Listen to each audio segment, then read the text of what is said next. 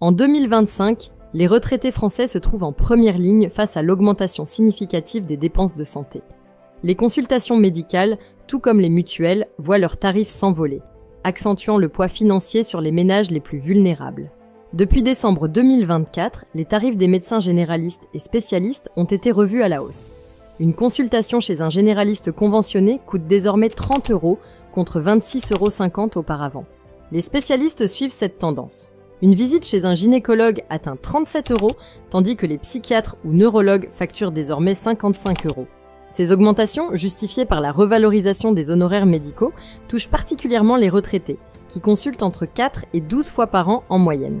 À cette hausse des honoraires s'ajoute celle des mutuelles de santé, essentielle pour compléter les remboursements de la sécurité sociale. Après une augmentation notable de 8,1% en 2024, les primes grimpent encore de 6% en 2025, portant la dépense moyenne à 102 € par mois. Une charge supplémentaire qui pèse lourdement sur les budgets des retraités, souvent confrontés à des soins fréquents et coûteux. Si le système de double remboursement français limite une partie des coûts, il reste néanmoins des dépenses directes non négligeables. Par exemple, pour une consultation à 30 € une fois le remboursement de la sécurité sociale et de la mutuelle déduit, 2 € demeurent à la charge du patient.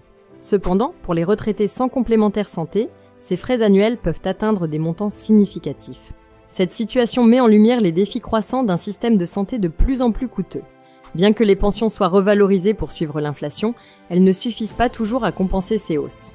En 2025, les retraités font face à une érosion de leur pouvoir d'achat, suscitant des préoccupations sur l'accessibilité des soins. Face à ces enjeux, des réformes s'avèrent nécessaires pour préserver un équilibre entre la qualité des services médicaux et leur accessibilité financière, garantissant ainsi un système de santé équitable pour tous. Si la vidéo d'aujourd'hui vous a plu, n'oubliez pas de vous abonner pour ne pas manquer nos prochaines vidéos.